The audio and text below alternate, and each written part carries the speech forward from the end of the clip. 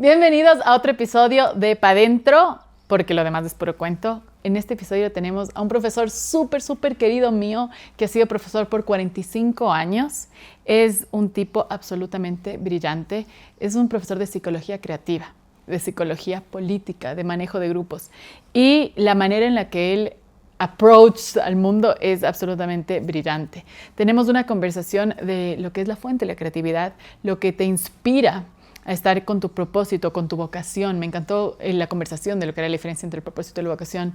Y también cómo tú puedes generar un cambio a nivel mundial en esto. Obviamente hablamos un poco de política, sobre todo de los grandes líderes que hemos tenido aquí en el Ecuador o en Latinoamérica y cuáles eran los rasgos que hacía un gran líder y cómo a ti te puede impactar esto. Creo que su approach desde haber sido ateo a ahora entender lo que es vivir en el misterio de la vida es realmente brillante. Sé que vas a disfrutar de este episodio. Si no has leído sus libros, tienes mucho que explorar aquí. Y bueno, él marcó mi vida de una manera gigante y estoy súper ilusionada de esta conversación con Jaime Costales. Así que te invito a que escuches de esta conversación y a que la disfrutes tanto como lo hice yo. Gracias por estar aquí en Pa' Dentro.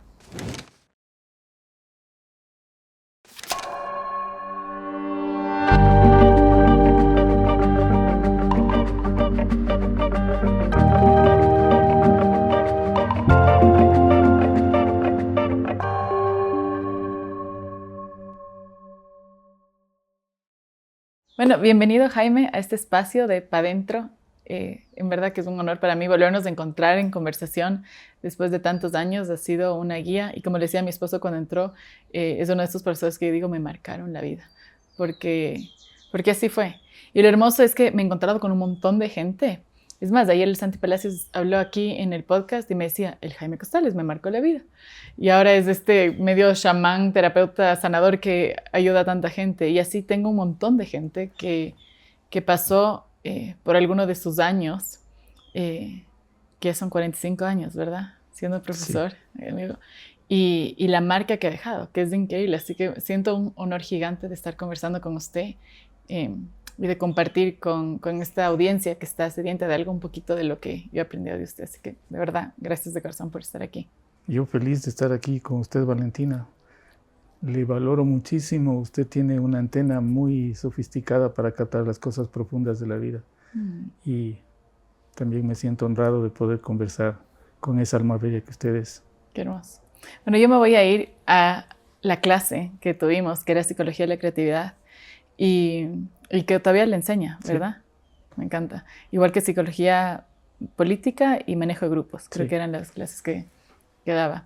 Bueno, para mí esa clase fue absolutamente fascinante y me acuerdo de un ejercicio que nos hizo y es de escribir una historia de horror. Y a mí me parecía, en ese momento yo tenía que unos 22 años, me parecía que era como más o menos el diablo que nos estaba pidiendo. Decía, ¿cómo quiere conectarnos con el horror? O sea, ¿qué es lo que va a sacar esto? Y fue una de las primeras veces que escuché el nombrar esto de la sombra. Y me acuerdo en ese momento que yo tenía pánico a los lobos. Y cuando fui a su oficina la primera vez, era llena de dibujos de lobos. Y era como que, o sea, ¿y este man? O sea, es un lobo y yo los pánico a los lobos otra vez con toda esta idea de que eran los malos y eso. Y me hizo una pregunta así como en breve, diciéndome, bueno, ¿qué del lobo no le gusta? Porque hay algo de eso que está en usted y que no está pudiendo incorporar. Y fue algo que marcó mi vida. Porque desde ahí comencé a abrir esta parte que yo tenía absolutamente negada. Y no me di cuenta que la creatividad era el espacio donde todo esto iba a pasar.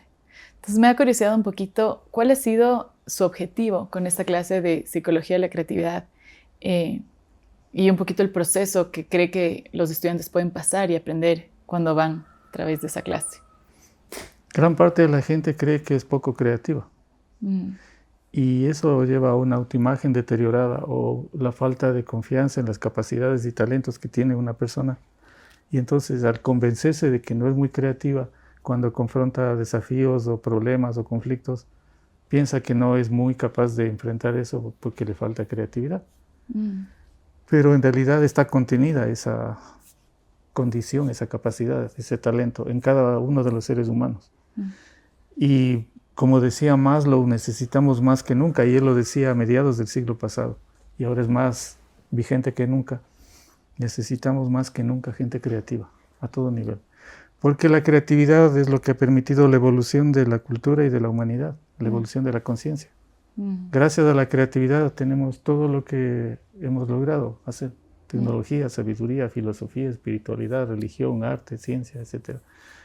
Y además es gozosa, la creatividad es fascinante porque cuando usted se vuelve creativa, cuando saca a flote su talento, disfruta y es feliz haciendo eso que ama hacer, cualquiera sea el talento que tenga esa persona. Entonces la creatividad es como te conecta con un poco tu propósito, de alguna manera. Es así, son inseparables. El propósito en la vida se logra a través de la creatividad. Porque el propósito o sentido que decía Frankl, el sentido de la vida, es como el cauce natural por donde fluye su energía creativa. ¿No? Entonces, si usted disfruta y es feliz haciendo un podcast, un diálogo, esa es una de las líneas donde usted está siendo creativa. Y por eso es tan importante, significativo para usted hacerlo. Y cuando hace eso, entrega la parte más inteligente y sabia de su naturaleza, lo cual conecta con la parte más sensible e inteligente de la gente y puede lograr un impacto positivo, una influencia ahora que está de moda, ¿no? Entonces, la influencia tiene que ser profunda y eso está anclado en la creatividad. Qué bien.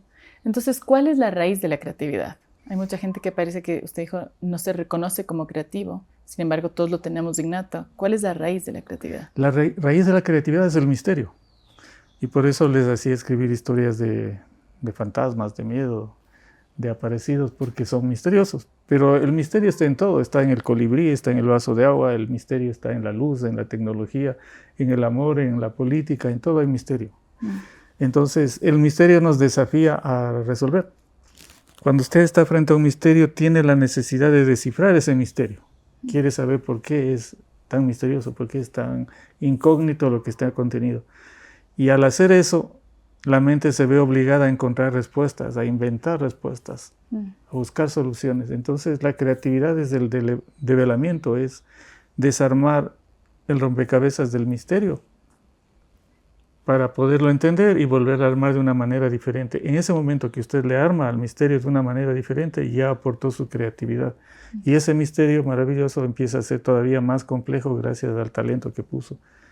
Y eso es la naturaleza humana. El misterio está en todo. Cuando el ser humano pierde la sensación de que la vida es misteriosa, incluso yo digo más bien mistérica, ¿no?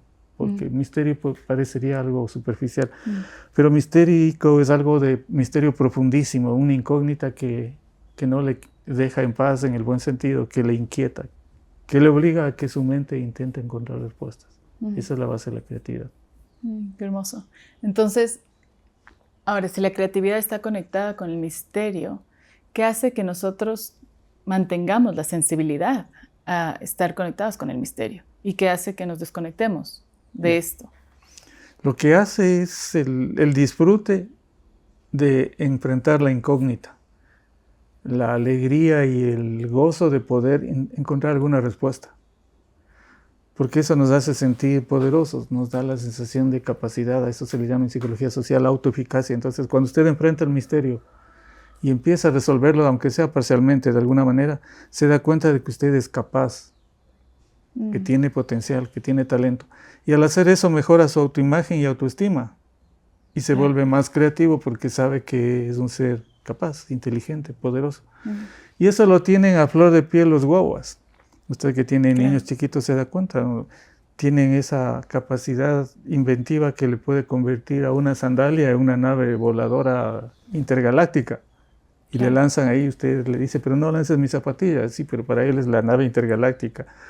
Esa capacidad de fantasía en el buen sentido, ve en la rutina lo grande que tiene contenido. La rutina, la cotidianidad encierra un montón de cosas trascendentes que después en la parte que usted pregunta qué pasa con nosotros. Claro, ¿por qué perdemos eso? Perdemos eso en la escuela y en los patrones culturales rígidos de la rutina. Entonces puede ser la propia familia la que bloquea en parte. Y no de mala fe, sino que los padres intentamos proteger, ¿no es cierto? Entonces, para proteger les encerramos y les hacemos ver que la vida es peligrosa. Y sí es peligrosa, por supuesto. Más ahora en El Ecuador con tanta violencia, obviamente es peligrosa.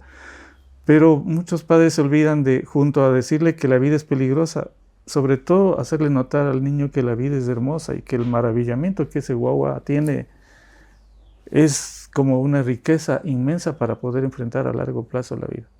Luego está la escuela. Entonces en la escuela generalmente hay visiones un poco esclerosadas o rígidas o modelos sociales de distinta naturaleza que le quieren encuadrar. Y le despersonalizan paulatinamente, le desindividualizan, convirtiéndole al niño en alguien que imita patrones, que son necesarios. Por ejemplo, saber cruzar una calle es importantísimo. Claro. Pero en cambio hay otras cosas que le limitan.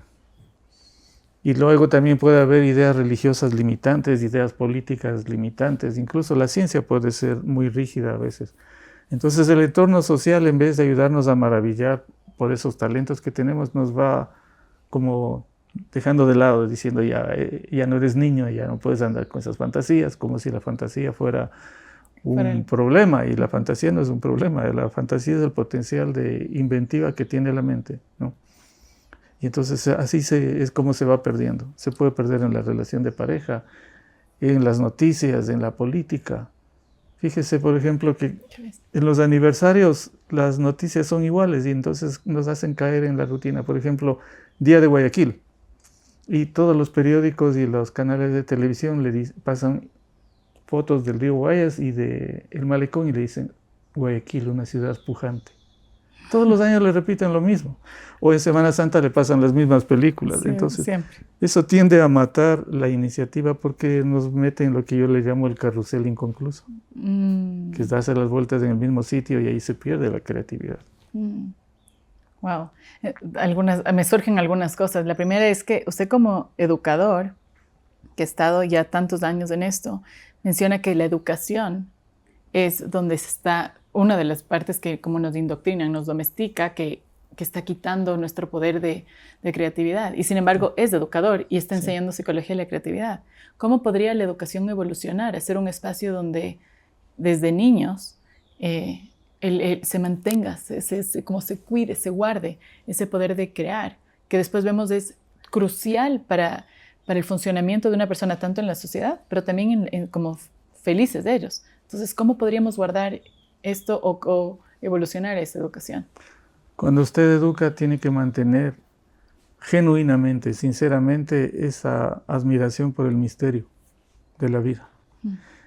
Y se basa en lo que Fromm llamaba el amor a la vida. O sea, si usted quiere educar a fondo, tiene que amar la vida a su manera. Porque eso es lo que se irradia. Entonces, eso es lo que se siente. Yo estoy pensando en mis mejores maestros a lo largo de la vida. A su manera, cada uno de ellos amaba intensamente la vida. Estoy pensando en mi profesor de literatura de tercer curso, por ejemplo.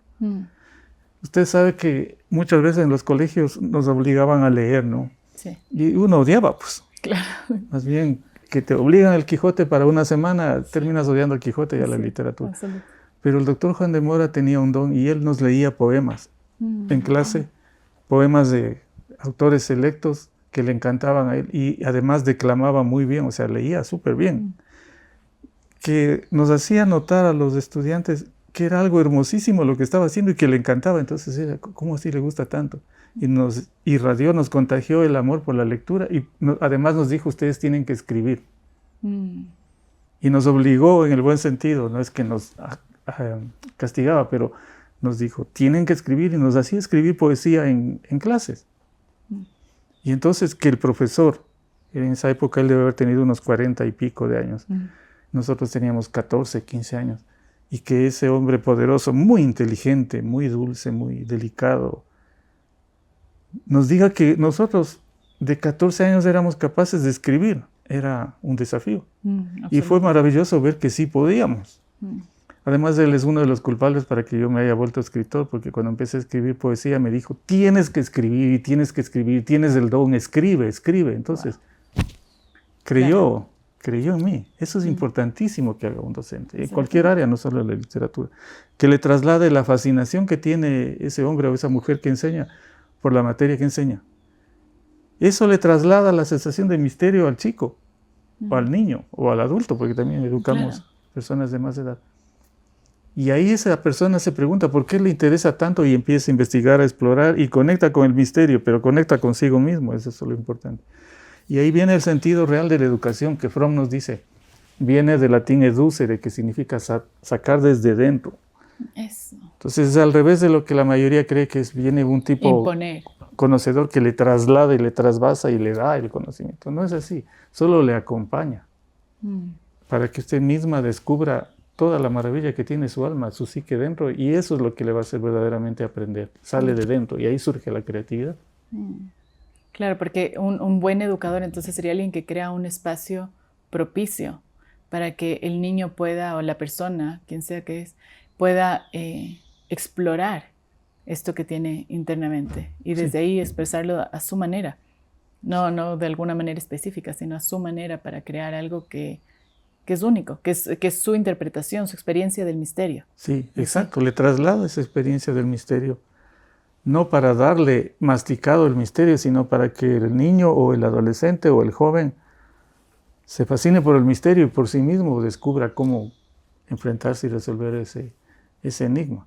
Y entonces esa es la primera gran tarea de educar, irradiar esa fascinación por la maravilla de la vida y sus complejidades, incluso por las cosas terribles como la injusticia, la miseria. No es que uno se va a maravillar empatizando con eso, sino maravillar de lo crueles que podemos ser y tratar de resolver ese misterio de la crueldad humana. También es importantísimo. Wow, maravillarse hasta de lo crueles que podemos ser, porque claro, ahí hasta te puede venir la creatividad de cómo resolver. Exactamente. Ese es el asunto. Cuando usted es creativo, enfrenta aunque sea la guerra de alguna manera y se vuelve resiliente, ¿no? Y ahí otro gran sabio que es Viktor Frankl nos dice que cuando una persona encuentra el para qué de su vida, a la vez encuentra el cómo. Cuando sabe cuál es el propósito de su vida, crea el cómo, enfrenta. Y eso le hace resiliente, valeroso, hasta heroico. Y ahora necesitamos mucho heroísmo en medio de la oscuridad social tan grande que hay en el mundo. Qué lindo, entonces qué hermoso este mensaje, porque de alguna manera es que cuando una persona puede conectarse con su creatividad, con su capacidad de crear, encuentra el propósito, que de alguna manera es el para qué. Sí. Y inevitablemente la vida te va a develar el cómo hacerlo. Así es. Entonces la valentía que tuvo la persona es de comenzar a reconocer, ok, en este mundo que me está moviendo, lo perseguí, lo seguí el hilito y pronto me encontré como con esto. Y eso se puede volver de pronto un camino que esta persona puede ir creando con propósito y se siente fulfilled, o sea, se siente completamente lleno. Sí, eso le da una plenitud interna muy grande, autovaloración y se da cuenta de que es capaz de hacer cosas significativas, por lo menos para él o para ella misma, pero si son profundas va a tener repercusión en su familia y en más círculos sociales. Y ahora que tenemos redes sociales y demás, se puede expandir ese influjo de una manera mucho más impactante, diría. Sí, ¿no? Sí. Para eso hay que justamente recuperar la profundidad del misterio. Y a la vez que le conecta a un buen docente esa noción del misterio en sí mismo, viene la otra parte. Nadie le puede dar el propósito y eso hay que insistir, ¿no? Entonces no es que el docente le va a decir, Valentina, el propósito de tu vida es este, porque en ese caso el docente está invadiendo y poniendo quizás su propio propósito en el otro y no. Claro, proyectando lo que no le corresponde, o sea, porque cada uno tiene...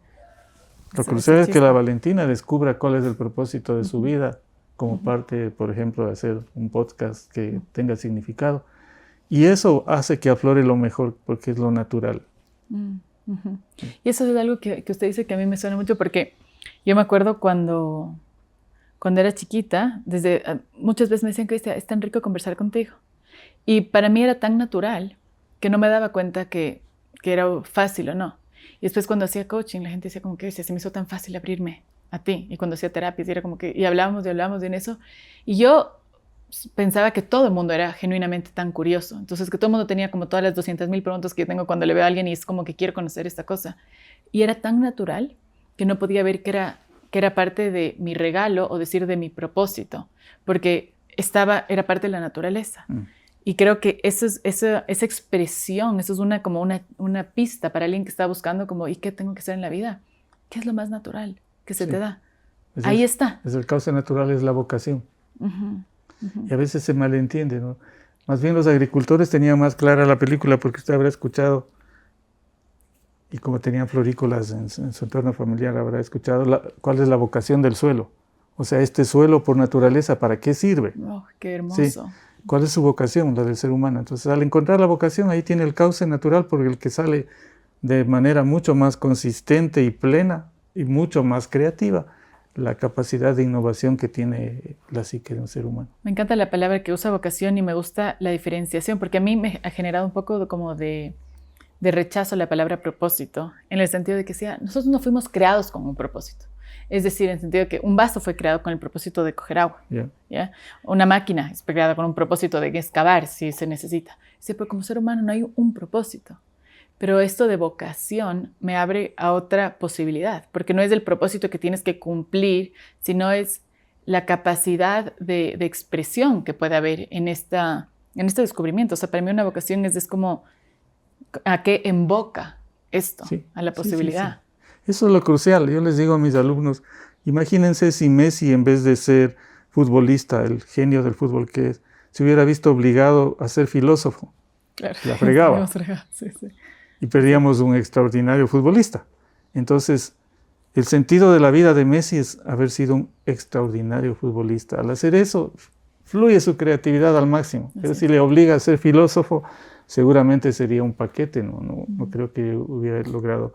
Y no estoy haciendo discriminación del deportista que no pueda filosofar. Todos podemos filosofar. Pero un filósofo tampoco puede ser necesariamente un gran deportista, ¿no? Entonces no le vamos a ver a Platón en los Juegos Olímpicos o cosas así. Cada uno en lo suyo, es lo natural. Y eso no le da a nadie desde afuera, ni las personas que le aman. Ellos sí le pueden acompañar a que descubra, pero nadie le puede dar el propósito. Porque es un descubrimiento y una construcción suya. Eso lo dice claramente Frankl y estoy totalmente de acuerdo. Y la educación es eso. Solo acompañarles con conocimiento, con respeto y con amor profundo por la vida, a que los chicos descubran lo más pronto cuál es el sentido de la vida que tienen. Y sobre todo creo que también es algo que está en constante evolución. Sí. ¿Cierto? No es un propósito que es como que, bueno, ahora tu propósito es ser abogado. Entonces, tu vida la encontraste. Porque, o sea, yo soy buenísima para pelear. Hubiese sido una excelente abogada. O sea, mi papá, que es abogado, me dice que toda la vida. Y podría haber sido una de las posibilidades en las que hubiese enfocado esta capacidad de pelear que tengo. O sea, ahora es de otras. Eventualmente fue hijos. Pero va evolucionando. Este propósito, esto que vas descubriendo, y mientras vas madurando y vas conociendo como diferentes tonos de tu ser interior, se va expresando de diferentes maneras. Maravilloso. ¿No es cierto? No es como que una cosa fija que se... Así es. Primero es suyo, es natural. Segundo es evolutivo y va cambiando con los ciclos de edad y las circunstancias que vive. Entonces, por eso hay un descubrimiento de lo esencial. O sea, hay tendencias que desde muy joven se manifiestan. Pero cómo se manifiestan esas tendencias vocacionales pueden ser diversas además. Pero tienen un hilo conductor. Entonces usted puede descubrir que la abogacía, que hacer asesoría psicológica o que hacer podcast parecen muy diferentes, pero algo les debe unir. O sea, estoy seguro que es esa vocación de humanidad que le mueve, ese deseo de que la vida sea para sus hijos, especialmente ahora que es joven madre, pero para usted misma y para los demás, sea una vida más enriquecida, más significativa, más consistente, ¿no? Diferente a la rutina que nos va devorando. Qué bonito. Eso, entonces un poco el enemigo de este espacio creativo es la rutina. Sí, uno de los enemigos. ¿Cuáles son otros enemigos? La vanidad. Y por eso me vuelvo a acordar de mi maestro, el doctor Juan de Mora, porque como le dije, él me motivó a que escriba. Mi madre, que era poetisa, también me incentivaba a que escriba, pero fue muy importante que alguien de afuera crea en mí. Claro. Y él organizó el primer concurso de poesía del colegio y gané. Entonces yo me sentía a los 14 años, ya, el poeta. Quitarán de ahí, como se dice en ecuatoriano. Después él organizó un concurso de cuento y nos dijo, chicos, ¿qué creen que le debemos dar de premio al que gane? Y todos alzaban la mano y proponían camisetas, balones, chompas, lo que sea, libros. Y yo les veía con desdén. Levanté la mano y dije una frase horrible. Oigan, ¿por qué en vez de discutir no me preguntan qué quiero? Uf. Y el doctor Juan de Mora se molestó. En lo dulce, en lo diplomático, en lo delicado que era él, se trastornó. No fue grosero, pero me bajó del palo, como se dice. O sea, fue muy severo y me dijo, esto es un acto de grosería tuyo y crees que eres lo máximo, estás muy equivocado, respeta a tus compañeros, etc. Ubicatex. Exacto. Fue muy grande eso porque evitó que surja una vanidad corrosiva que puede dañar mucho no solo la interacción con los demás, sino la propia estructura psicológica, porque el síndrome de ibris, del orgullo, es peligrosísimo. Absoluto. ¿No? Y entonces, además, el síndrome de ibris, en vez de hacernos creativos, nos embrutece, nos vuelve dogmáticos y dominantes, abusivos. Así que cuando dediqué en la presentación de mi primer poemario, el libro le dediqué al doctor Juan de Mora. Él no pudo acompañarme porque estaba muy enfermo, pero a su familia fue y les dije así la gratitud inmensa que tenía porque él hizo las dos cosas. Creyó en mí y frenó la vanidad. Qué wow. Esas dos cosas tenemos que hacer los docentes. Absoluto. Qué poderoso, porque sí veo cómo la vanidad, sobre todo cuando crees que es tuyo, sí, te vuelve absolutamente débil de muchas maneras. Y sí, me he encontrado con miles de casos donde crees que esto que pasó, esta sabiduría, lo que sea que tú le ayudas. Y me acuerdo que yo tuve también un gran maestro que me enseñó, sobre todo cuando estás ayudando, acompañando a alguien en una sesión terapéutica o lo que sea, es un lugar súper vulnerable, donde se abren. Y yo al comienzo pensaba que tenía que tener las preguntas. Yo tenía que tener las preguntas. Y sí, yo tenía que llegar así como, y era todo de yo. Y tuve a alguien que también me puso como una cachetada, que fue mi mentor, y me ubicó y me dijo, esto no tiene nada que ver contigo. Si algo vas a hacer bien es ponerte de un canal para que lo que sea que tenga que pasar a esta persona pase a través tuyo. Qué bien. Y me dejó como transparente, y eso es lo mismo que hago en este podcast. O sea, dice, si yo podría ser completamente invisible en esto, haría un buen trabajo. Este sería mi propósito, o sea, mostrar lo más humanamente posible en esto y también invisible.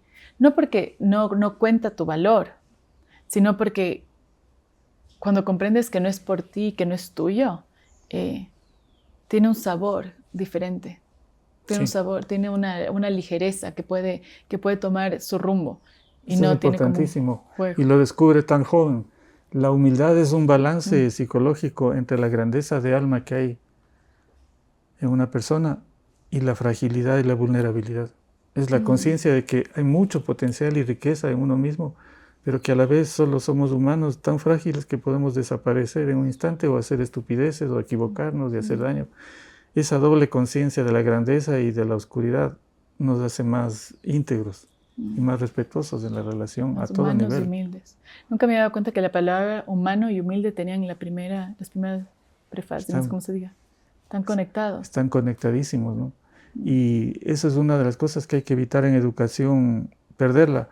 Y ahí me acuerdo de nuevo de mi otro maestro favorito, el padre Marco Vinicio Rueda, del que le hablaba en la U. Cuando es otro bloqueo terrible que puede haber para la creatividad, el fanatismo.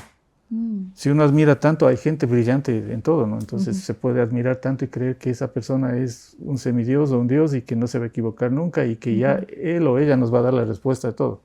Eso puede pasar en terapia, puede pasar en la relación de pareja, puede pasar en educación y en todo. O en política, cuando la gente se fanatiza por un caudillo. Y cuando el padre Marco se dio cuenta que yo estaba fanatizado con la imagen de él, casi enojado me dijo, solo soy tu compañero de camino. Lo cual era sabiduría más humildad conjugadas. Y eso fue extremadamente importante en la vida. Sí. Hermosísimo. Más aún hay un alemán maravilloso que se llama Carl Durkheim. En un libro hermosísimo que se titula El Maestro Interior. Nos hace entender, dice que no debemos ser imitación de nadie, ni siquiera de Cristo. Había una etapa en que hay un libro que se titula Imitación de Cristo, tal vez habrá escuchado. No lo he escuchado. Entonces, Carl Durkheim aclara que para que una persona encuentre verdaderamente su luz interior no tiene que imitar a nadie, ni siquiera a Cristo. O sea, no puede ser una fotocopia de nadie, tiene que ser esa misma persona, real, auténtica, con todo lo que es, en luz y sombra, con todos sus talentos y sus vulnerabilidades. Qué bonito, qué bonito. Claro, porque es ahí, es como esa receta única, que es que el creador, la creación, lo que sea, te hizo a ti. Entonces, sí puedes honrar, sí puedes observar, sí puedes permitir que hacer cualquier cosa que vaya a tener con esa receta. Eso es honrar tu creación, tu individualidad, que a la misma vez no eres tú como individuo, sino eres parte de la expresión divina, por así decirlo, del todo. Y ahí viene la paradoja maravillosa. Solo podemos encontrar que somos universales cuando somos profundamente individuales. Porque si somos solo imitación de los otros, estamos desconectados del puente que nos une a lo universal, que somos nosotros mismos. Entonces, si yo solo soy un imitador de quien sea, ya perdí la conexión con lo que Jung llama el sí mismo, que es la parte más sabia y real que hay en cada uno. Entonces, ese es mi conector universal. Me desconecté del universo, me desenchufé. Qué hermoso. Nosotros hablamos ahorita del universo y yo sé que no toda su vida usted tuvo como esta creencia de que existía, no sé si decir el universo o Dios o algo, y un poco se tenía el título o la etiqueta de soy ateo. Sí. ¿Me puede contar un poquito cómo fue ese proceso y sobre todo cómo fue el descubrir para usted que tal vez hay algo más? Le digo de corazón que desde niño tenía una profunda vocación espiritual. Y, bueno, cada niño se imagina cosas de lo que va a ser de grande. Yo quería ser torero o cura. No puede Cuando ser. estaba en primer grado, tenía 6 años. Wow. Mi profesor de primer grado, viendo que era tan tímido y que odiaba la escuela, se le ocurrió que hacerme actuar de torero. Y fue fascinante. Y eso fue lo que me conectó con la escuela. No puede ser. Sí. Wow. Entonces, ¿y por qué el torero? Porque el profesor, el doctor Bolívar Melo se llamaba, imagínense, me estoy acordando de 1964. Wow. Tenía un amigo que era torero, Mariano Cruz, torero chimboracense. Y este señor se dio tiempo de irnos a enseñar a los niños a torear. Wow. Y como el señor Melo se dio cuenta de que yo era tan tímido, o sea, odiaba la escuela, me escapaba, bueno, una tragedia. Entonces me dijo, vas a ser el protagonista. Y descubrió que tal vez eso podía capturarme en el buen sentido. Wow. Y sí. Ya, pero ¿hacia dónde vamos con eso y qué tiene que ver con lo de Dios? También me hicieron monaguillo en la escuela San Andrés. Pero en la primera vez que tuve que pasar, había una bandeja con la patena, creo que se llamaba, y agua y vino para que el sacerdote consagre. Pero me habían dado un uniforme de monaguillo muy grande. Entonces, delante de toda la escuela pisé el uniforme y me caí con todo.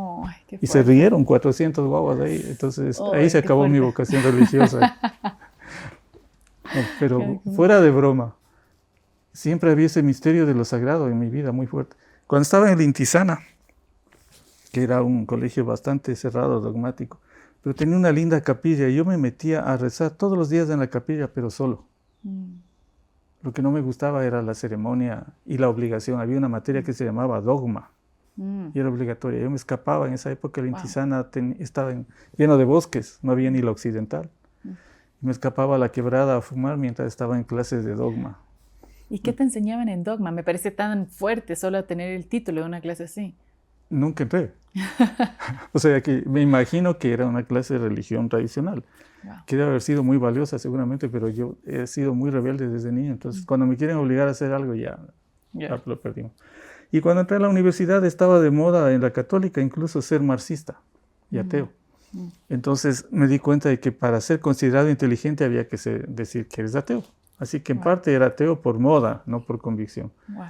Pero en ciertos momentos de aridez y de duda, sí, dije, esta humanidad es demasiado cruel y muy caótica la vida. No me parece que esto sea una obra divina. Así que caí en ese vacío de creer que Dios no existe. Pero la maravilla de la vida, ¿no? La música.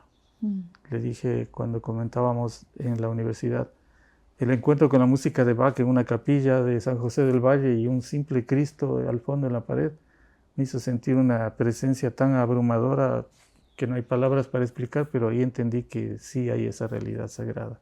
Y que está en todo el tiempo. Que está en todo. Y en todos. Así es. Entonces yo tengo alguna gente en mi vida que ha sido atea. Y claro, no es Dios, pero hablan de la vida. Claro. Entonces digo, ¿qué importa el nombre que tengas? Sí. O sea, con que puedas tener una relación de poder observar esta grandeza que existe, este misterio, de poder experimentarlo como sea. Sí. O sea con música, sea con arte, sea con hacer el amor, luego no me importa cómo, pero con que lo experimentes, vas a tener una grandeza tú como ser humano que nada más te va a dar. Así es. Y los ateos de corazón, o sea, los que no son por moda, sino sinceramente ateos, para ellos esa es su espiritualidad. Así es. Esa es su creencia en algo. Ellos le hablan del universo y la totalidad de la materia y la evolución. Bueno, es eso. Es eso, tal cual. Entonces, Erich Fromm, que era ateo, marxista, pero de una espiritualidad profundísima. Justamente dice una de las descripciones más bellas, Valentina. Él dice que Dios es la representación poética de la realidad. Wow. Pero no dice que poesía como algo irreal. La poesía es poderosísima, es lo más real que existe. Entonces, el ateo está diciendo Dios existe como poesía. Poiesis de la creación. La creatividad es poiesis y está en todo. Qué hermosísimo. Entonces, sí, además es importante en la evolución de la psicología de una persona que tenga etapas de profunda duda existencial y de ateísmo. ¿Y por qué es eso? Porque eso le vacía tanto que un día, cuando me pasó eso, fui a la capilla del Padre Marco. Él hizo una capilla en la Católica a la que suelo ir hasta ahora. De vez en cuando voy. Bellísima, sí ha habido una chiquitita. Algún día me quiero ir con al lado de la usted. biblioteca hay una capilla chiquitita. Wow. Y además ¿Y fue el Padre Marco Vinicio? Él dirigió la construcción. Wow. Él ya falleció hace años. Pero ahí está, o sea, yo voy y le siento a él porque algún día me dijo, incluso cuando yo muera, estaré siempre acompañándote. Y yo le siento al Padre Marco ahí. Entonces, y chistoso, cuando yo andaba en esos deslices de ser ateo y descreído, me dijo, quisiera que dibujes algo para ponerle en hierro forjado en la pared exterior de la capilla. Y le hice un Cristo que ahora está en hierro forjado y dice, y acampó entre nosotros. Entonces, se reía el Padre Marco, decía, mi alumno ateo está haciendo el Cristo que voy a poner. Amo. Entonces... Pero me contaba del vacío, o sea, que cuando sí. Es parte de la evolución, es importante de la evolución de la psiquis de una persona. ¿Y por qué es esto? O sea, ¿qué pasa en el vacío? En el vacío, cuando queda tan vacío de la rutina, de las ideas, de las fórmulas, de las verdades que le habían dado, por ejemplo, de una fe religiosa X, cuando se despoja de eso dolorosamente, el milagro de ese vacío es que ahí entendí y escribí un poema. Tan solo cabe el mundo, tan solo cabe Dios. Cuando este está vacío, encuentra lo universal. Porque la universal es la totalidad. Y entonces el vacío y la totalidad son uno solo. Uy, qué bonito. Tengo que dejar un rato digerir esto. Qué especial. Es que tener esa experiencia del vacío. Yo me acuerdo cuando al comienzo aprendí a meditar, el miedo más grande que te da cuando comienzas a llegar a este lugar, un poquito de silencio, es encontrarte con el vacío. Sí. Porque ¿qué significa el vacío? ¿Quién eres? Ya no hay. Entonces, y al comienzo yo me acuerdo que llegaba y enseguida decía, no, ya no más. Y así estuve como años, donde era como que, no. Hasta que eventualmente algún día me quedé ahí un poquito más de lo que quería, de lo que sentía que podía controlar, y de pronto se comenzó a expandir en un espacio donde solo estaba como llena de curiosidad adentro. Y era como curiosidad a observar en este vacío. Y eso fue, para mí el proceso fue que fui perdiendo un poquito las identidades que tenía. Eran todas esas máscaras con las que me identificaba en el mundo, ¿no? Este ser idealizado con el que venía y decía, esto soy. Y cuando me iba soltando todas esas capas de soy esto, fue llegando a este vacío. Y desde ahí, o sea, el rato que me permití caerme en este vacío, la experiencia de mi vida se expandió a 1000. De pronto ya no era. Conectó con lo infinito que le habita. Es un momento extremadamente grande. Sí, es un regalo. Y sin embargo es lo que estamos peleando en la mayoría, o sea, los jóvenes sobre todo están en la pelea, la angustia. Y como sociedad, o sea, hacemos todo para llenar el vacío, redes sociales, lo que sea, es todo para llenar. Ahora yo creo que una de las epidemias que tenemos es que nos pasamos haciendo. Sí. Y en el hacer tratamos de evitar el vacío. Y nos sentimos productivos, eficientes, todas las cosas que de alguna manera pensarían que son positivas. Pero el vacío te va a perseguir cuando tú estás huyendo de él. Y algún rato te va a coger. Y eventualmente llegas a este lugar donde dices, estoy en la crisis de la vida y no entiendo, me toca antidepresivos. Chuta, me encuentro con una depresión, o tengo mucha ansiedad y todo. Y es algún ratito en todo este huir de eso, te das chance de regresar a verle y cogerle al toro por los cuernos y decir, a ver, ¿qué es esto del vacío? Y solo a través de eso hay como esta expansión gigante que es el abrazo de la amada infinita. A mí me gusta darle ese nombre a lo que la gente llama Dios, porque es muy femenino además, la madre vida. La amada infinita te abraza en el vacío. Cuando ya no hay obstáculo de lo que usted tan bellamente describe, cuando no hay esas máscaras. Entonces ahí se produce el abrazo inevitablemente. O es ya sumergirse de una vez en el mar de la existencia. Y ya no hay frontera, ya no está... La cédula no funciona ahí. Y solo esa conexión interna que siempre estuvo, que no se pierde con nada, pero nos olvidamos en la cotidianidad. Y eso es lo que hay que volver delicadamente a conectar en educación para que los chicos sientan que esa vida aparentemente vacía puede florecer dentro de ellos mismos. Qué bonito, qué bonito. Esa es la diferencia fundamental entre enseñar e instruir. Se instruir puede cualquiera. Claro. Pero educar, en el sentido poético de la palabra educar, solo quien entra delicadamente, respetuosamente al umbral de su alma y le dice, ahí está la grandeza. Chao, no me necesitas. Qué hermoso. Ahorita me contaba que estaba trabajando en una investigación, después de 45 años de ser profesor y sobre todo los últimos, ¿cuántos en la universidad? 32. Wow, 32 años siendo profesor universitario, o sea, es increíble. Está desarrollando ahorita una investigación. ¿Me puede contar un poquito sobre qué es esto? Sí, se titula provisionalmente, porque puede haber un mejor título y usted puede sugerirlo, sería maravilloso. Lo que he aprendido al enseñar. Power título. Porque sí se dice eso muchas veces, pero de dientes para afuera, que el profesor también aprende, pero es verdad. Claro. Porque usted ve los enigmas, los conflictos, la sed de conocimiento, ve el enamoramiento que se da entre los chicos por la materia o por un compañero o por una compañera. Les nota deprimidos a veces, asustados por la política o por la pandemia, qué sé yo. Y todo eso le enseña sobre la naturaleza humana. Y cuando se les da el espacio para que ellos mismos filosofen, dicen cosas extraordinarias, nos enseñan mucho. ¿Y qué es lo que ha aprendido de enseñar? Primero que es un regalo de la vida enseñar. Porque es algo que tiene tanto encanto que no lo he podido perder en 45 años. Cuando era muy joven me llevaron de asesor político del presidente Roldós en la presidencia del 81. Y a la vez entré a dar clases, como le conté a usted, un amigo payaso muy bromista me llevó a dar clases impensadamente en un colegio a inicios de ese año. Empecé primero en el colegio a dar clases de filosofía a chicas de 16 años, 15 años. Me asusté mucho, pero encontré la maravilla de ese encuentro humano. Me fascinó la educación. Y cuando meses después me llevaron a la presidencia, yo sabía que era importante el rol que podía hacer en la presidencia, obvio. Pero comparaba el gozo que tenía una clase, un colegio pequeñito, con 15 chicas, y cómo me sentía en la burocracia del Estado. Y lo uno era maravilloso y lo otro era una obligación pesarosa, incómoda, agria. Entonces yo sabía que la educación era lo mío y que la parte política habrá que hacer algo en la medida de lo posible, pero que no era lo mío.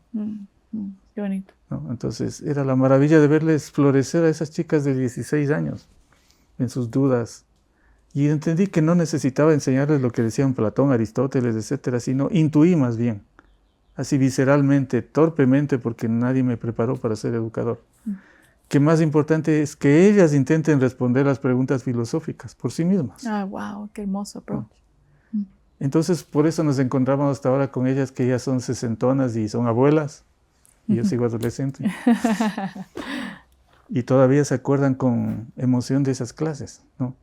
Luego en el colegio integral, que era una maravilla, de colegio adelantadísimo a la época, me permitió el rector hacer mi laboratorio de filosofía. Entonces teníamos un cuarto y en el piso había esteras y pusimos cojines y ahí no estudiábamos a los filósofos famosos, sino que las chicas y los chicos decían, a ver, yo, ¿para qué existo? ¿Qué quiero hacer de mi vida? Ellos filosofábamos juntos. Y era maravilloso. La graduación de esa clase, la última clase, consistía en que cada uno llevaba hecha mejor por ellos mismos su cometa o comprada si no podían hacer. Y tenían que en la cancha de fútbol correr y hacerle volar a la cometa. Y claro, luego iban donde mí y me decían, ¿y qué tiene que ver esto con el examen final? Y yo le decía, esa cometa es tu vida. Y para hacerle volar alto, ¿qué necesitas? ¿Qué entendiste de tu vida? Con todo lo que hemos hecho, ¿qué entendiste de esa frágil cometa que eres tú? Y había unas respuestas de todo, sorpresas, silencio, dudas. Y después cosas extraordinarias que decían, ¿no? Absoluto. Hasta el borde del llanto, algunos de la emoción, así de la alegría, sentir que su alma es una cometa que puede volar alto, es otra cosa, no se olviden nunca. Los que estaban afuera de otro curso decían, claro, qué fácil un examen final en que le hacen volar la cometa, yo también quiero eso, pero la idea era que ellos descubran, conecten. ¡Wow! ¡Qué power! ¡Qué poderoso! Y ese fue así nos despedimos con ese momento, y ahora que nos reencontramos, es maravilloso porque se acuerdan que eran capaces desde chiquitos de hacer volar alto la cometa de su alma. Y así cada uno a su manera. Claro, y les dejó como un poco con la responsabilidad y la oportunidad de tener esta metáfora que vieron decir, ok, ¿cómo voy a hacer que esta cometa vuele? Exactamente. Sabían que es frágil, que hay vientos contrarios, gracias a los cuales vuela la cometa. Sabían que esos vientos también les podían romper. Sabían que si no tenían cable a tierra, la cometa se descabeza y se hace pedazos. Es una metáfora maravillosa de la vida. Absoluta. Por eso amo las cometas. Y sobre todo que es experimental, no es algo intelectual. Así es. Y intelectualizado, que es lo que pasa ahorita también mucho con la educación de mi perspectiva, que vienen con estas ideas, dogmas, lo que sea, que te tratan de imponer. Entonces tú te puedes, ya no es la memorización como era antes, sin embargo, no hay un proceso de descubrir interno, no hay un proceso y la gente se queda con sed de algo más, porque a la final repetir la historia de otros, no te sirve de nada. No vas a poder crear nada nuevo desde ahí. Claro, eso justamente lo que usted acaba de decir es lo crucial. Si solo absorbe dogmáticamente un discurso, por más brillante que sea, por más que sea el discurso de Einstein, pero no lo procesa internamente como experiencia activa, se queda en la banalidad de repetir como loro lo que otro dijo, pero no entra en la confrontación, que es lo que enriquece la vida, y en el aporte que puede hacer cada uno. Absoluto. Por eso era tan crucial que los chicos entiendan tan pronto que ellos son capaces de encontrar respuestas, ¿no? Que ellos son capaces de proponer algo diferente. Incluso me encanta que me cuestionen. Claro, absoluto. Que sea con respeto y con cariño, es lo único que pido por ahí. Claro. Pues sí estoy en desacuerdo al 100% contigo y propongo esto nuevo. Ah, excelente, chévere, gracias. Claro, y conversamos. Y eso es lo mismo tanto como la educación como padres. Sí. Muchas veces nos regresamos a ver con mi esposo y mi hijo nos está cuestionando. Y es en ese momento donde yo tengo que ver si es mi ego queriendo el poder, decirle, pero es que no me cuestiones, eso es lo que digo, o si tengo la capacidad de acercarme con curiosidad y decir, a ver, ¿qué es lo que me dices? Pero es que esto y esto y esto. Ah, ok, eso tiene su punto. Y también devolverle y decir, bueno, pero y esto y esto y esto por acá. Sí. Por tener esa oportunidad de que desde chiquitos puedan cuestionar. Sí. Pero es incómodo para la autoridad, sí, porque pensamos que la autoridad es un poder donde se le corta. De eso nos salva el humor. Qué bueno que llegó a este tema. Cuénteme del humor. Le pongo una anécdota porque yo aprendo a partir de esas experiencias intensas. Justo en ese rol de padre, un día mis dos hijos peleaban y se insultaban y se molestaban y ya me cansaron. Y les dije así, enojado, ya parecen niñitas de colegio de monjas, dejen de pelear. Y el Felipe tenía unos 3 años, 4 años, que era una chispa, una vitalidad para el humor increíble. Regresó a ver y me dijo, sí, entonces tú eres la monja directora. Es un cuestionamiento a través del humor. 3, 4 años, oh my gosh, claro. El humor bien dirigido es filosofía profunda y nos desconecta de esa posibilidad del autoritarismo a todo nivel. Si los dirigentes tuvieran sentido del humor, serían mucho más humanos y mejores líderes. Absolutamente. Pero usted ve, la mayoría de los dirigentes se vuelven acartonados, agrios, distantes, prepotentes, síndrome de ibris. Claro. Y pierden la alegría y el sentido del humor, que eso irradia mucho a la gente, ¿no? Absoluto. Entonces los niños nos pueden educar porque tienen esa alegría a flor de piel y hasta eso permanece hasta la primera juventud en la mayoría. Por eso me encanta ser educador de jóvenes, porque yo les digo, y ellos tienen un término que usted en su generación tal vez sí escuchó, cague de risa, ¿no es cierto? Cague de risa, sí. Quiere decir que tienen la alegría a flor de piel. Entonces, para mí la educación tiene que ser creativa, profunda, pero a la vez tiene que ser con sentido del humor, con alegría. Con alegría. La alegría es un conector potentísimo porque le ayuda a ver la perspectiva de la vida diferente. Claro. El humor es decodificador más profundo que existe, ¿no? Es que el humor desarma también. Sí. Entonces, por eso es que las personas que están en un lugar de autoridad buscan tener esta racionalidad que parecería un poder, pero es algo rígido. Sí. Entonces es fácil tengarles porque se rompen enseguida. Mientras alguien que tiene humor te puede torear como nada. Y es más, un líder que tiene humor generalmente se puede reír de sí mismo, donde eso es lo más poderoso. Sí, sí, sí. Porque ahí se puede guiar a otros. Exactamente, eso hay que subrayar porque para mí el más grande líder de fines del siglo XX fue Nelson Mandela. Comparto. Y cuando todo el mundo le pedía que se quede hasta el final de la vida de presidente porque le amaban y era exitosísimo, y él cumplió los 5 años y dijo nada de reelecciones indefinidas, que vengan nuevas generaciones, necesitamos líderes jóvenes, frescos, nuevos. Yo ya he cumplido, ya tenía además de él que 88 o algo así. Pero bueno, el día que se despide en el Congreso, al final termina diciendo, a partir de mañana seré uno más de los desocupados en África. Ojalá alguno de ustedes me pueda dar trabajo. Se va muerto de la risa. O sea, con esa elegancia, esa dulzura de un viejo sabio poderosísimo, la imagen más fuerte del siglo XX al fines. Y se va matado de la risa de que se acabó su función y era un desempleado más de una Sudáfrica pobre. Maravilloso. Absoluto. Y eso es lo que nos falta tanto en el liderazgo de hoy por hoy. Es gente que puede llegar al poder, que puede llegar a un lugar de liderazgo y sobre todo sabe cuándo fue suficiente, cuándo es tiempo de pasar. Sí. Cuando no se cree que fue por sí mismo. Porque todo al comienzo venden una buena idea. Un rato conversamos con mi papá y él me decía que no cree que la reelección funcione en Latinoamérica, porque siempre en el segundo, o en su gran parte en el segundo término, comienza a haber esta obsesión de poder. En el primero tienes que reelegirte. Entonces, estás buscando todavía ser charming y de alguna manera ganarte la vocación del pueblo. Pero en el segundo, ya da un poquito la angustia de que, ¿y qué pasa si ya se me acaba el poder? Sí. Pero gestionar ese poder es algo de grandes. Usted estaba en política y psicología de política. ¿Qué está detrás de eso? Yo le llamo patoscracia, la enfermedad del poder. Entonces, la vacuna para eso es la humildad y el sentido del humor. El sentido del humor, qué ves. Entonces, si el líder, hombre o mujer, se da cuenta de que es un servidor heroico que tiene que ser muy humilde y además sabe que es equívoco y transitorio, va a ser un mejor líder, porque va a escuchar más, recoger mejores ideas de quienes le cuestionan, incluso agradecer a la oposición en el buen sentido. Claro. Que la oposición le puede ayudar a ver directrices equívocas, caminos fallidos y enmendar el rumbo. Absolutamente. Uno de los más grandes ecuatorianos fue Diego Cordovés. ¿Qué fue quién? Él fue secretario general adjunto de la ONU, el segundo a bordo después del secretario general. Wow. Y el secretario general confiaba tanto en él que le pidió como misión especial que negocie la paz entre la Unión Soviética, en ese entonces, en los años 80, existía todavía, y Afganistán, en una guerra terrible que duró 10 años. Y Diego Cordovés logró la firma de la paz. Wow.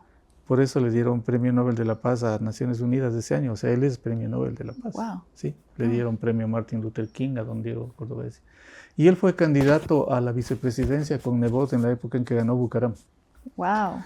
Lo cual es muy triste respecto a la conciencia colectiva, haberle preferido a Rosalía Arteaga con todo lo valiosa que es, pero nada que ver al lado de Diego Cordovés, ¿no? Claro, imagínese. Que era una figura mundial a la que el Papa y el presidente de Estados Unidos o el líder de Unión Soviética le recibían con alfombra roja. ¿Y por qué no como presidente? Y fue como vicepresidente, eso me sorprende también de... Sí, bueno, él fue canciller de Borja después y Nebot le había conocido en esos diálogos sobre el problema con el Perú y entonces dijo que quería tener un líder de ese nivel para candidato y él aceptó. Pero lo importante de eso es que ese hombre tenía una conciencia de humildad increíble. Imagínese, cuando alguien es nombrado alcalde, no sé, pues de Portobelo, por poner un ejemplo, con todo el respeto que se merece Portobelo, ya se siente la mamá de Tarzán, se siente fuera de serie. Peor presidente. Y Diego Cordovés un día hace que su amigo muy cercano, el doctor Mario Alemán, me llame porque yo ya intervenía en los medios y cuestionaba mucho a Bucaram y decía al país, por favor, Diego Cordovés es la figura más relevante del mundo internacional en este momento en el Ecuador, así que tenemos la oportunidad de oro de apoyarle, ¿no? Yo estaba contrario a un personaje como Nebot, siempre me ha parecido peligroso, prepotente, sinuoso, y es así un tipo oscuro.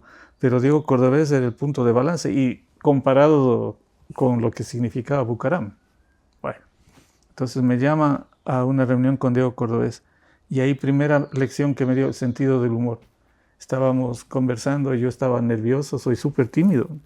Entonces ahí esperando en una oficina de la suite enorme que tenía ahí en ese hotel, ¿cómo se llama? Bueno, en la 12 de octubre.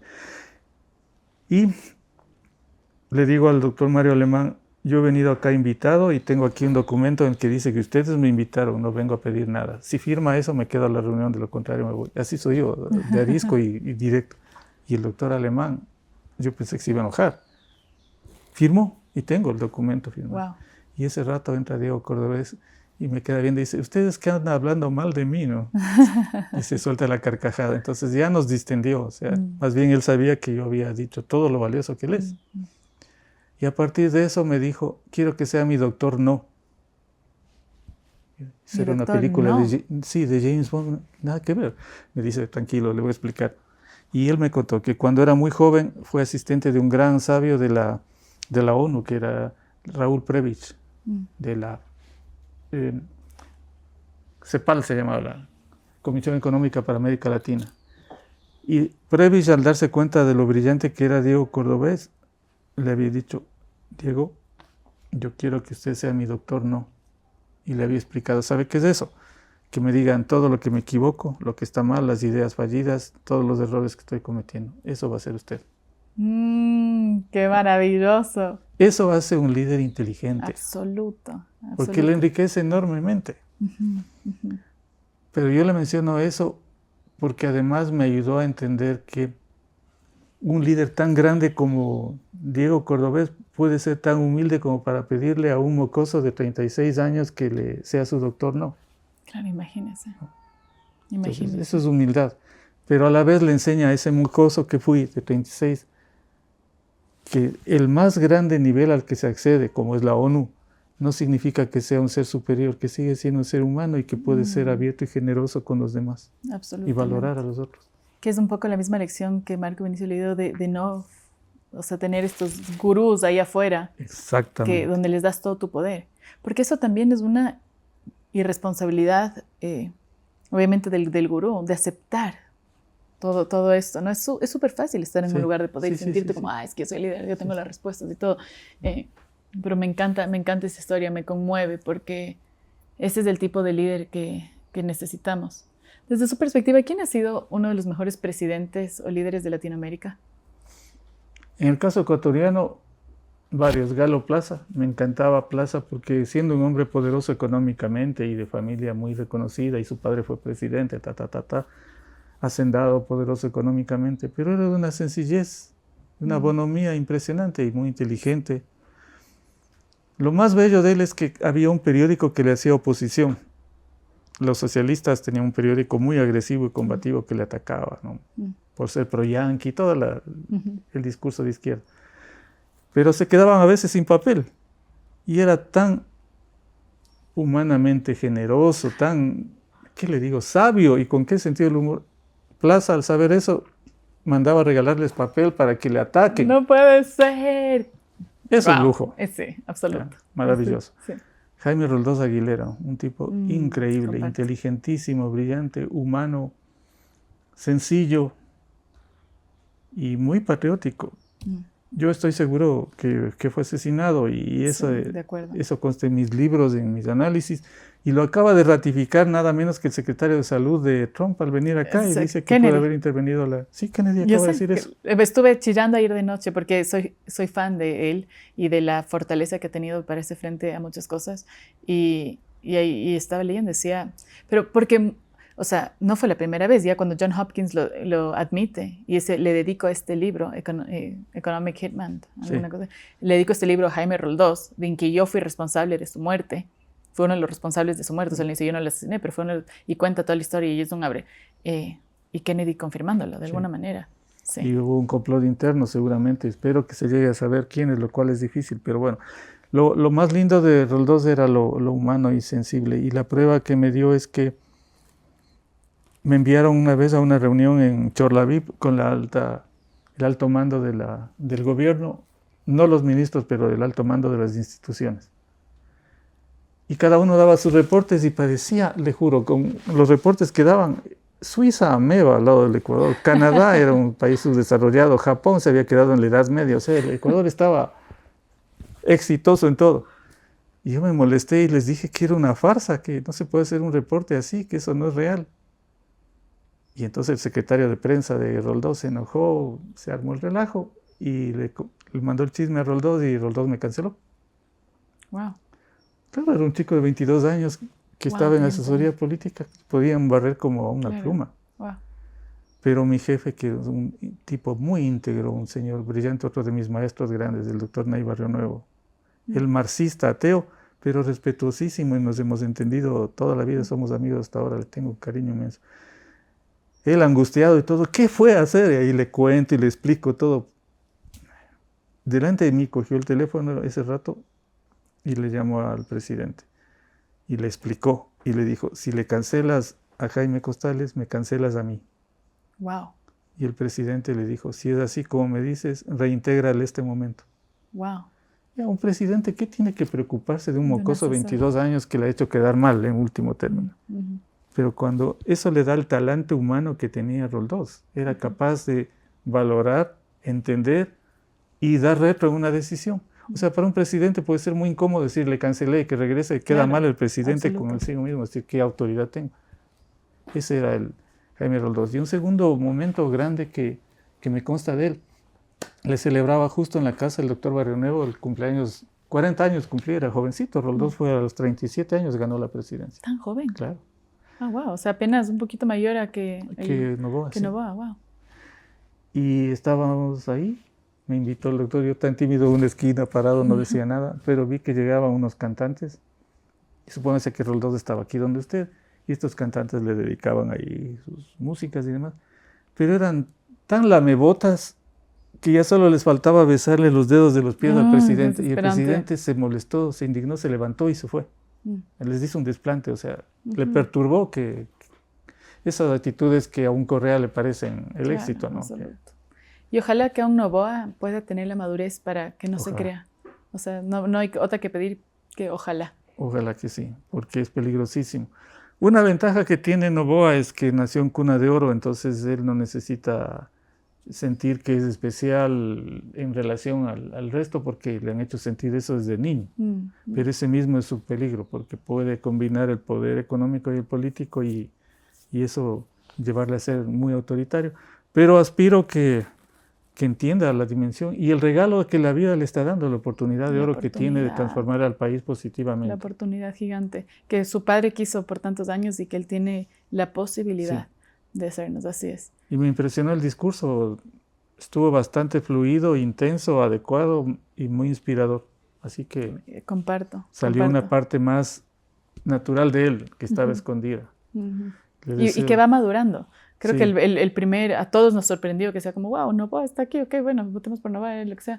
Pero en este año yo sí creo que ha madurado mucho él y tenemos que ver qué pasa en los próximos 4. No, la oportunidad de oro que tiene es enorme porque los grandes líderes se forjan en las circunstancias más conflictivas. ¿No?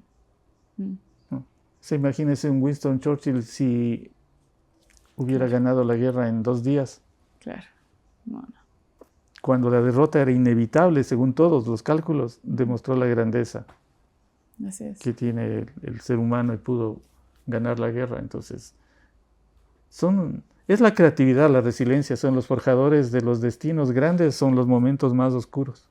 Claro, y es en ese momento, porque no es que vienen, o sea, tú puedes tener todos los planes, pero son absolutamente obsoletos el rato que estás ahí, en el medio de la dificultad. Y recibir un país en una situación como ha estado el Ecuador, con tanta inseguridad, con tan poca gente que se atrevía a guiarla, también demuestra la valentía y el coraje del presidente actual. Y de mantenerse ahí firme, que esto es súper valioso. Le deseo la mejor de las suertes, que salga su grandeza de alma, me encantaría. Eso es lo que hace a los líderes diferentes, ¿no? Sí, a mí también. Y se ha habido en Latinoamérica, que usted preguntaba hace un rato, y les dije los del Ecuador, algunos. Pero, por ejemplo, un Oscar Arias, de Costa Rica, maravilloso tipo, él logró la paz en la Guerra Civil de Centroamérica, negociando con izquierda, derecha y centro, ¿no? Y escribe cosas muy lindas respecto a lo que es el poder y la necesidad de esa humildad y equilibrio que se necesita. Entonces sí, ha habido gente maravillosa en Latinoamérica. ¿Y cuál es su perspectiva de Trump ahorita? No me gusta para nada la prepotencia que tiene. Porque con tanto poder podía ser amable con Zelensky, por ejemplo, y le maltrató. Acaba de maltratar al presidente de Sudáfrica. Presiona e insulta a los de Europa Occidental. Y a la vez es muy arrugado frente a Putin. A eso se le llama en la teoría psicológica de Erich Fromm síndrome de ciclista, que significa que el que tiene ese síndrome de ciclista, esa patología, se inclina ante los que son más poderosos o tan poderosos como él, como Putin, pero les pisa como el ciclista al pedalear a los que están debajo. Interesante. A mí no me termina de sorprender, o sea, con el frenazo que le pone al primer ministro de Israel. Es la primera vez que un americano lo ha hecho, ¿no? ¿Ahora? O sea, le puso la anterior semana, ¿no? Diciendo, si no haces esto, los Estados Unidos estamos saliendo de apoyarte, o sea, tienes que negociar la paz. Eso está bueno. Sí, entonces tiene estas cosas, o sea, ha estado luchando por la paz en Ucrania, tiene estas cosas que por un lado me sorprenden y me da curiosidad de ver qué será lo que pasa al final de estos 2 años. También, generalmente cuando hay cuando todo el media está en contra de alguien, a mí me genera mucha sospecha. Sí. Y cuando ya, o sea, lees el New York Times, lees el Washington Post y todos, y tienen la misma redacción y absolutamente desde una visión completamente, desde mi perspectiva, limitada, porque no pueden encontrar las cosas abiertas, sino para tratar de criticar eso, me genera una pobreza y me genera sobre todo sospecha, es decir, ¿qué pasa por el otro lado? Entonces me he metido yo justamente, después de haber vivido tantos años en Estados Unidos, a buscar prensa independiente. Y he encontrado en la juventud gente que no está de un lado ni del otro, sino que está, ok, mira, esto fue lo que pasó, estos son los facts. Y después tú puedes generar y decir, mira, por eso me he enterado de estas cosas que ha hecho positivas y estas cosas que han sido negativas. Es decir, mira, no es solo un lado. Claro, sí. Y esa es la parte que ahora es importante a todo nivel, como poder digerir, sobre todo con el tema de algoritmos, ¿sabe? Y yo creo que eso es algo que es un peligro tan grande para los jóvenes y me da curiosidad si usted a través de sus años en educación ha visto que ha habido un cambio de la juventud, porque en mi época no había algoritmos que te estaban simplemente enseñando lo que tú querías ver. Entonces tú likeabas algo y solo te pasaba más de eso, más de eso, más de eso. Entonces toda mi opinión sobre el mundo era completamente confirmada constantemente por la persona, por lo que sea que creía yo. Y ahora es lo único que pasa. Entonces, ¿cómo un joven puede abrir su pensamiento a algo diferente cuando lo único que está viendo es confirmación de lo que cree?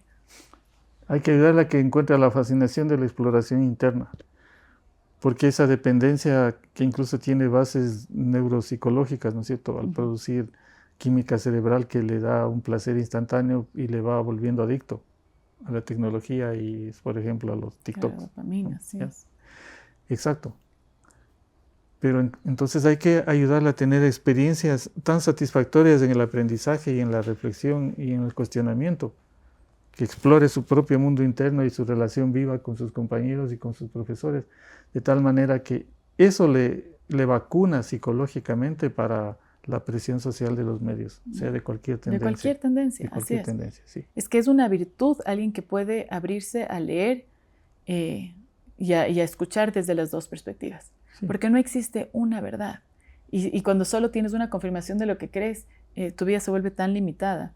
Es por eso que yo disfruto tanto también en estas conversaciones que tengo, tener gente de un rango gigante. O sea, todavía no ha habido alguien que diga como que, es que ese tema no es cierto para... No, no. O sea, ¿por qué no sentarme a conversar? ¿Por qué no? Ahí tengo curiosidad. Y esto creo que es lo que te permite mantener una flexibilidad en tu pensamiento y una capacidad de reflexión más profunda. De nuevo vuelvo a Mandela, que a mí me ha fascinado tanto. También. John Carlin hace una biografía de él y le titula La sonrisa de Mandela. Dice que el poder más grande que tenía Mandela era la sonrisa, porque era genuina, que le salía el alma en la sonrisa. Y hay un evento que me estremeció. Cuando él sale de prisión y todavía no era presidente, había el deseo de los negros que Mandela ordene que se expulse a los blancos de Sudáfrica. Esa era la propuesta. Que sigue pasando ahora de alguna manera. Claro. Y cuando él sale pide que lancen sus armas al mar, simbólicamente, que se busque un camino de entendimiento. Y él empieza a negociar con todo tipo de gente, incluso con sus opositores mayores. Le invita a conversar a un general ultraderechista que le había querido asesinar. Wow. Sí. A conversar, wow. A conversar, le invita a la casa de él a conversar. Wow. Y el general va, lo cual también es valiente, ¿no? Sí, sí, sí. Y este general cuenta, está en el libro de Carlin, dice, Mandela abrió la puerta, me recibió, sonrió e hizo sentir que me respeta y que me valora. Se robó mi corazón. Le conquistó recibiéndole con calidad y calidez humana profundas, haciéndole sentir un ser humano tan valioso como él. Y le convenció de que le ayude a construir una Sudáfrica pacífica. Entonces tenemos que escuchar al adversario con respeto profundo. Por eso yo creo que la vía de la no violencia es el camino. Y nos han enseñado tantos maestros. Así es. Y en la política han demostrado que puede ser muy exitosa. Gandhi, Martin Luther King, Diego Cordobés, Oscar Arias. Es que la violencia siempre viene con una adicción al poder.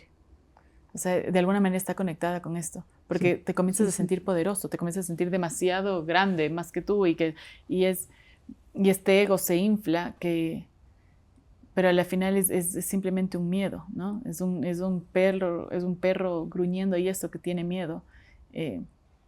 Y por eso no puede acceder a estados de conciencia donde la frecuencia es más pacífica. Eso es crucial lo que acaba de decir. Necesitamos elevar la conciencia para entender la complejidad de la vida. Y si se usa la violencia, más bien se produce un estado reducido de conciencia. Entonces, en vez de entender la complejidad de la vida, se vuelve más fanático. Y por eso es que los sistemas violentos lo que hacen es imponer tiranías. Sean de derecha o de izquierda, son tiranías. Son de tiranías. Y me acuerdo, usted escribiendo esto hace 15 años. ¿Qué hace que podamos elevar la conciencia colectiva? Eso es un dilema que me ha atormentado desde hace 45 o más años.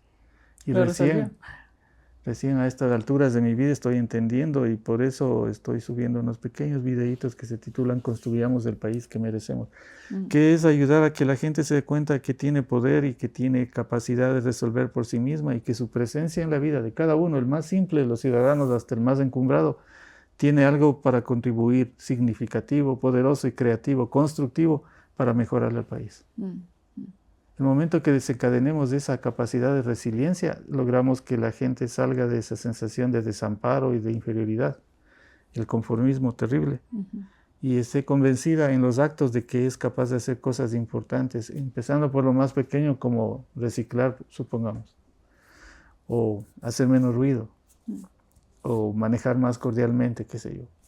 Empezando por eso que parece tan simple. Y escalando, o sea, saber que el impacto que uno tiene es más grande de lo que podría haber pensado. Es una revalorización del ser humano, le da mayor autoimagen, mejor autoestima, y eso le hace sentir que su contribución es tomada en cuenta y es relevante. Entonces no se siente indiferente frente a lo que pasa, sale de la apatía, y por eso uno de los videos que puse se titula No nos bastan granitos de arena. O sea, ayudar a que la gente sienta que lo que puede dar es mucho más que un granito de arena, que es relevante, que es importante, que es trascendente lo que cada uno puede dar. Entonces, lo que estoy entendiendo es que para elevar la conciencia colectiva es que cada persona se dé cuenta que tiene algo que ofrecer Sí. para la sociedad y al hacerlo, su valoración personal sube y por ende su conciencia también. Sí, claro. Porque ya se vuelve resiliente, es decir, conecta con su fuerza interna, se autovalora, su autoimagen mejora, siente que además lo que hace impacta en su familia o quizá en el barrio, quizá a escala más grande, poco a poco. Y eso le hace sentir que su vida es algo valioso, es algo hermoso, con lo cual tiene menos tendencia hacia la violencia y hacia interacciones peligrosas con la gente, sino más bien se vuelve sinérgica, cooperativa, en el mejor de los sentidos. Pero es toda una reeducación y psicoterapia social a largo plazo que tenemos que hacerla, cambiando una mentalidad tan fanatizada en que gran parte de la población ecuatoriana cree que ser ecuatoriano es una falla cósmica. Qué dolor, es verdad. Y entonces hay un autosabotaje inconsciente. Si siento que no valgo nada, que soy parte de un error cósmico, entonces no importa lo que pase. Claro. Es autodegradante y degrada a la sociedad. Claro, el mejor acto que tenemos de civil es ser lo mejor que eres en la profesión, en el oficio que tengas, porque eso es un acto de subir, de elevar a todos. O sea, un Carapaz, ¿qué nos hace? Nos da una capacidad de ilusión, de orgullo nacional. Sí. Y si más de nosotros nos comprometemos con esta responsabilidad, con tu país, con tu nación, que no es un patriotismo falso, no es porque estás superior al otro, sino es un patriotismo activo. Sí, es un patriotismo sano. Creo que es un cuencano el que escribe un poema que dice: amor de patria comprende cuanto un hombre debe amar, su Dios, su madre, su hogar y el honor que los defiende. O sea, el amor de patria es todo el vínculo amoroso con la familia, con los hijos, con los amigos, con el país, con la naturaleza. No es un patriotismo banal, agresivo, de imponerse, de ser mejores que los peruanos o de los chilenos, sino de ser tan valiosos como los peruanos o como los gringos o como los canadienses o como los suizos o como todos, porque somos lo mejor humanos. que somos, en la capacidad que somos. Y ese es más bien un principio pacifista, y usted subraya bien que ese es el mayor don. Cuando usted saca a flote sus talentos, su creatividad, es lo mejor que puede dar al mundo. Así es. Es la mayor contribución porque es para lo que están por naturaleza más capacitada, más preparada, más enriquecida. Es el tesoro interior que tienes, lo mejor que puede dar. Y sobre todo que ese resultado eres una persona más feliz. Sí. Y en todos los estudios psicológicos demuestra que una persona más feliz es más productiva para la sociedad, o sea, mejora a cualquier ambiente. Entonces, la capacidad de crear y de tener la disciplina, de dar lo mejor de ti, es un acto de generosidad con tu familia y con la sociedad, porque inevitablemente estás siendo más feliz. Y eso se va a reflejar y va a contagiar a otros. O sea, no sirve, y digo, me da una pena esa pobreza de pensamiento que ha habido, de pensar que estar en el drama, de la crítica, de que si eres activista estás viendo todos los problemas que hay y simplemente vamos a presentar todo eso sin ofrecer soluciones con actos, y eso es una pobreza. Es muy fácil quejarse, pero es de mucho más poderío el crear. Esa es la clave. Cuando usted dice es muy fácil quejarse, ahí se da el síndrome de lo que yo llamo la queja improductiva y estéril. Y les digo a mis alumnos en clase siempre que si el Ecuador pudiera convertir la queja en combustible, seríamos más ricos que Arabia Saudita, porque lo que más se produce en el país es queja.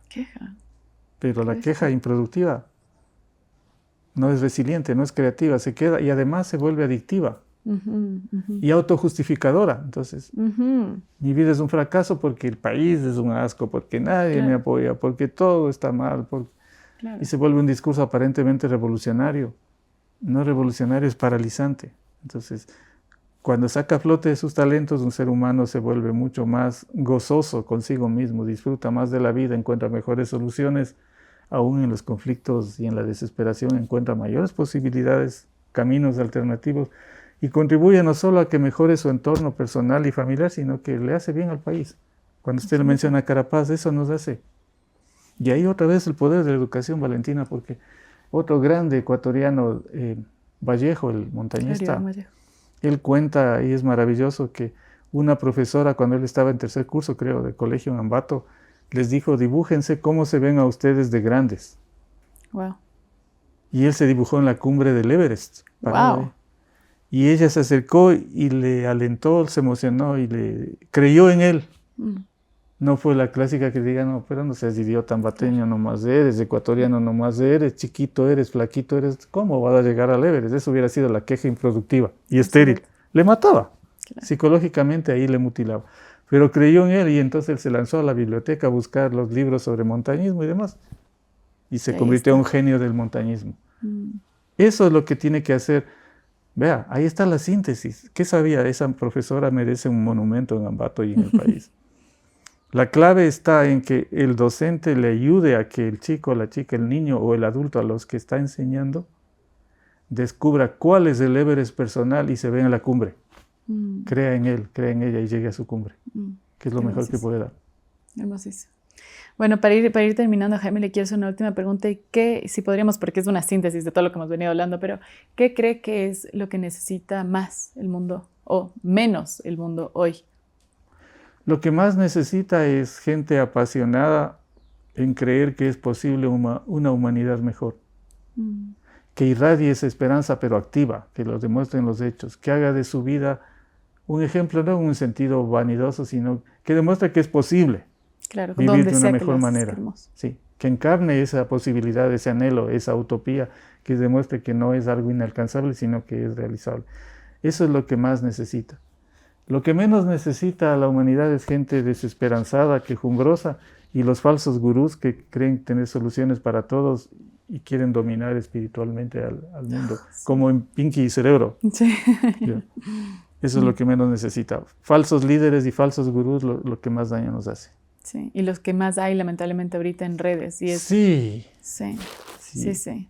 Sí, me da un poco de alergia, amiga, cuando escucho a tanta gente que ofrece todas estas soluciones y es como, Dios mío, santo.